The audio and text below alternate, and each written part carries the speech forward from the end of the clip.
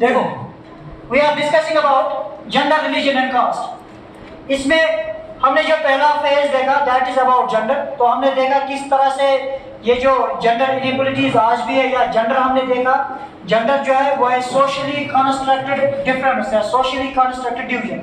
उसके बाद जो हमारा दूसरा सेगमेंट है वो है रिलीजन। रिलीजन के बारे में हमारा जो आज का टॉपिक है, हमने ये जो ऑलरेडी जो उसी जेंडर के रिलेटेड रिलीजन और उसके बाद रिलीजन के बाद कास्ट। तो आज हम देखेंगे जो हम इनइक्वालिटीज देखे अब तक कि जेंडर डिवीजन में किस तरह से इनइक्वालिटीज होते हैं, आज हम उनका सॉल्यूशन देखेंगे in the form of women's political representation. आज का हमारा टॉपिक है वुमेन्स पॉलिटिकल रिप्रेजेंटेशन। जो हमने इनइक्वालिटीज देखी जेंडर इनइक्वालिटीज, उनका सॉल्यूशन। तो प्रॉब्लम्स, पहली बात प्रॉब्लम्स हमने ऑलरेडी डिस्कस किए, उनका सॉल्यूशन हमने देखना है। सॉल्यूशन हमें कैसे मिलेगा? सॉल्यूशन हमें ऐसे मिलेगा कि जब हम वुमेन्स को पॉलिटिकल रिप्रेजेंटेशन देंगे, या जब हम वुमेन को इलेक्ट करेंगे एज पॉलिटिकल रिप्रेजेंटेटिव, तो सॉल्यूशन है हमारे पास more women as elected representative.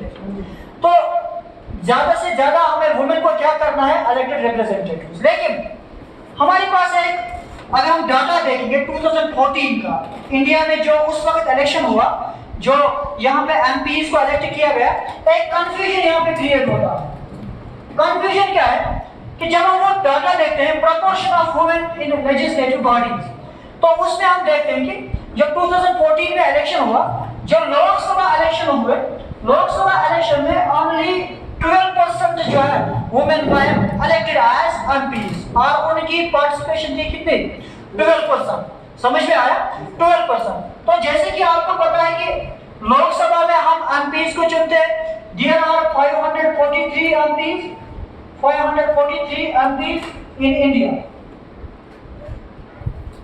तो इंडिया में हम देखते हैं 543 एमपीज है। तो अगर हम इनका 12% निकालेंगे, 12%, तो ऑलमोस्ट ये बन जाता है 29। तो 29 एमपीज जो है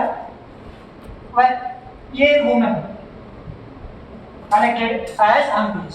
So out of 543, only 29 MPs were elected among women. तो women में सिर्फ कितने?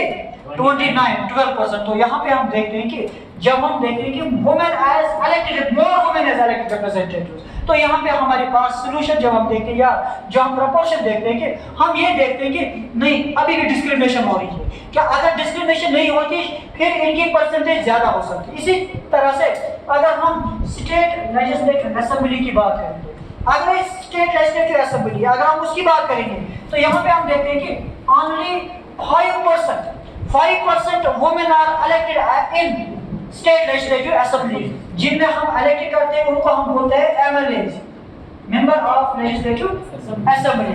फॉर एग्जांपल किसी स्टेट में 100 सीट्स थे, या 100 ये जो हमें एमएलएज भी चुनना है, 100 एमएलएज, तो इसका हमें 5% निकालना है, 5% रेशो, वो बन जाता है ओनली 5 एमएलएज,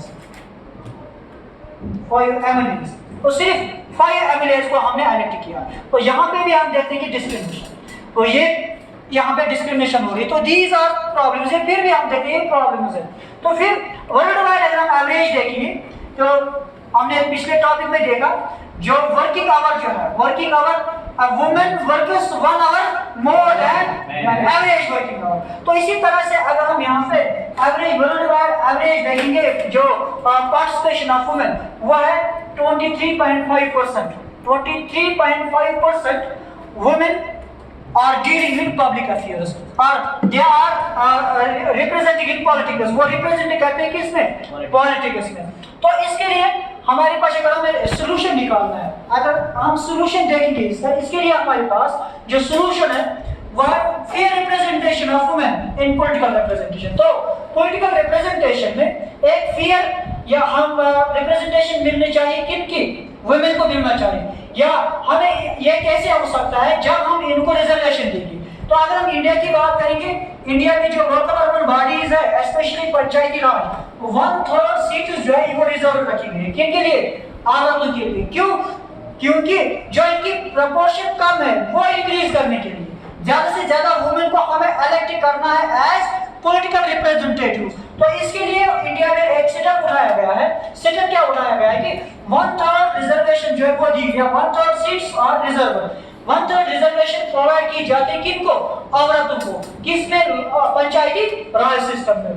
पर फिर लेकिन थ्रू फेमिनिस्ट मूवमेंट जो औरतों ने डिमांड की, उन्होंने जद्दोजहद की, वो डिमांड करते हैं कि सेम काइंड ऑफ रिजर्वेशन, जिस तरह से ये पंचायती राज में रिजर्वेशन दी गई है, ये रिजर्वेशन हमें मिलनी चाहिए, same type of representation in Lok Sabha and state legislative assembly. जो हमने यहाँ पे देखा था कि लोकसभा में सिर्फ 12% है या स्टेट लेजिस्लेटिव असेंबली में सिर्फ 5% है, तो अब यहाँ पे ये डिमांड कर रहे हैं कि यही रिप्रेजेंटेशन, यही रिजर्वेशन हमें मिलनी चाहिए, किसमें? लोकसभा में भी और स्टेट लेजिस्लेटिव असेंबली में। तो गवर्नमेंट ने जो है इसके लिए एक प्रपोजल के लिए एक बिल रखी है, but that bill is pending. लेकिन वो जो बिल जो है वो अभी भी पेंडिंग है, वो अभी भी पास नहीं की गई है। कि बिल क्या है कि reservation in Lok Sabha and reservation in legislative assembly. So this was all about women's political representation.